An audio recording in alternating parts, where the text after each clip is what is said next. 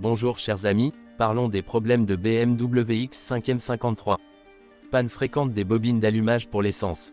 Les premiers moteurs V8 étaient dotés de blocs moteurs poreux. Moteur diesel. Du côté aspiration du moteur, les fermetures en plastique, clapets, qui régulent le flux d'air à travers la branche d'aspiration, en cas de rupture des clapets, peuvent pénétrer dans le moteur et endommager l'intérieur du moteur. Problème d'injection de pompe diesel. Panne fréquente des injecteurs sur les moteurs diesel 3.0D, après 200 000 km. Débitmètre. À 3 jours d'ici la fin de 2002, le débitmètre peut se boucher et provoquer une perte de puissance.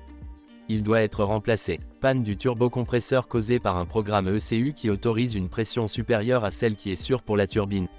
Remplacer la turbine, reprogrammer le CU et nettoyer soigneusement l'admission et la tuyauterie du turbo. Les vibrations au ralenti signifient généralement une panne du volant flottant. Panne fréquente de la transmission automatique, se manifestant par des changements de vitesse et des changements de rapport difficiles.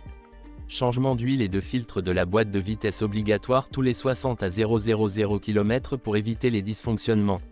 Usure fréquente des roulements de roues avant, entendus à basse vitesse, comme un claquement.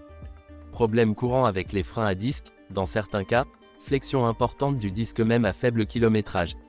En raison du poids du véhicule et du châssis sportif, le X5 use intensément les pneus, la suspension avant ainsi que les freins qui s'usent rapidement lors de déplacements rapides. L'eau pénètre dans la zone des pare-brises et des phares. Climatisation. Parfois, le flux d'air ne peut pas s'arrêter. Reprogrammation de l'ECU requise. Pannes électroniques, souvent une panne du capteur de stationnement. Problème courant avec le fonctionnement des feux arrière.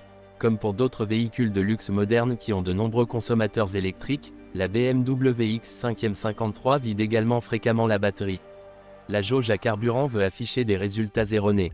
Assurez-vous que les xénons fonctionnent bien, la réparation est très coûteuse. Panne des vitres électroniques, du volant à réglage électronique, du réglage électrique des sièges et des rétroviseurs électroniques.